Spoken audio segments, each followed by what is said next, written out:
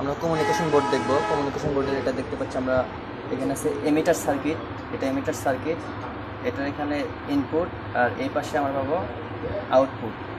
আর এটা হলো detector circuit. Detector সার্কিটে আমরা দেখতে পাচ্ছি এখানে ফটো ট্রানজিস্টর, এটা আউটপুট, ইনপুট, আউটপুট। এটা হলো আমার এসি এমপ্লিফায়ার সার্কিট।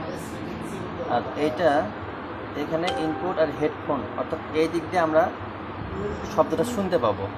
আর এটা অডিও আউটপুট সার্কিট, আউটপুট। তাহলে এটা অডিও ইনপুট সার্কিট, অর্থাৎ এটা এর মাধ্যমে ইনপুট আসবে। আমরা যে সিগন্যালটা দিব, অডিও যে সিগন্যাল দিব, সেটা হলো অডিও ইনপুট এটা, আর সেটা আমরা এই পাশে শুনতে পাবো, এটা আউটপুট। হ্যাঁ, এটা হলো অডিও আউটপুট সার্কিট, এটার মাধ্যমে শুনতে পাবো।